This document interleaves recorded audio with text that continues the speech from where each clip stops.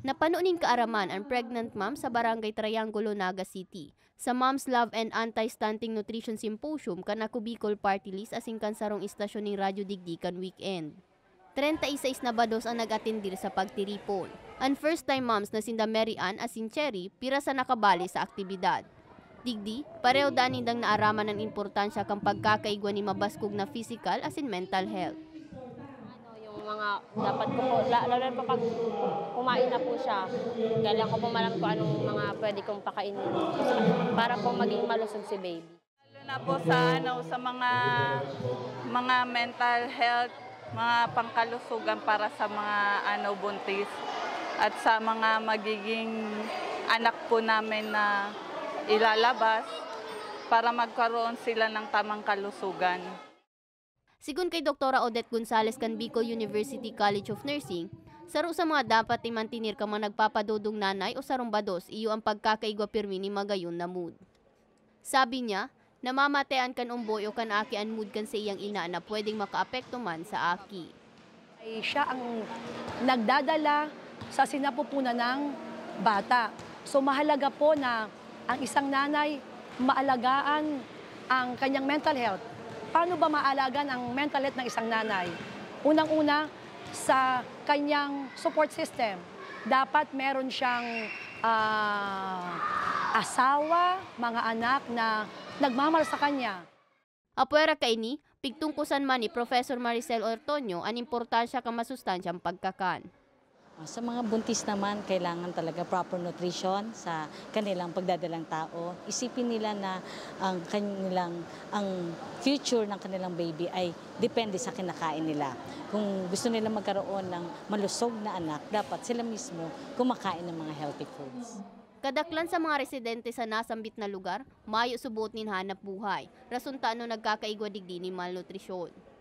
This is advocacy of Brigada Mass Media Corporation, the Brigada News FM Naga in particular. Kaya nag-isip kami ng makahanap ng mga partners na same yung goal na talagang makatulong sa ating mga kababayan. Then number one, yung Ako Bicol Party List yung pumasok sa isip ko. Kaya nakipag-communicate at walang pag-atubiling sumagot ang Ako Bicol Party List na oo, darating kami at tutulong kami. Imbitado man sa nasambit na pagtiripon si Professor Marinel Pascual na pigtukar man ang mga kaaraman dapit sa reproductive health.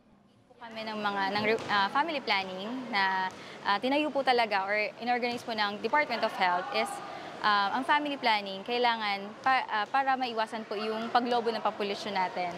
And hindi lang po yun, para mabigyan natin ng tamang or sapat na kalusugan yung mga bata, and of course yung mga mother, and as well as yung buong family po. Pigtukdoan man ang mga bado sa tamang paghugas ng kamot. Kailangan po talagang panatilihin nating malusog ang ating mga katawan. So tayo ang, or kayo po ng mga buntis na nanay ang magbibigay ng sunod na henerasyon. So kailangan siguraduhin natin na mga malusog sila para maging maayos din ang buong paligid po. Apuera sa symposium na nauman sa aktibidad ni maternity kits, hygiene kits, dust mask, disinfectant, asin gardenia bread. Kaya ang barangay po nagpapasalamat sa Ako Bicol, katapos brigada sa mga doctors na nagdirigdi na saro po ang sakuyang barangay saro sa napili para magkandak ng araw kaning seminar sa mga joven na mga ina. Sigun sa Political Affairs asin Media Relations Officer kanako Bicol Party List na si Sally Luces, suportado pirmi kan partido ang mga siring na aktibidad, lalo na kumadara ning pagbabago sa buhay kan mga Bicolano. Pinasalamatan man ni Luces ang Children International Incorporated, Clean the World, asin Gardenia Philippines na daing sawa sa pagsuporta man sa partido.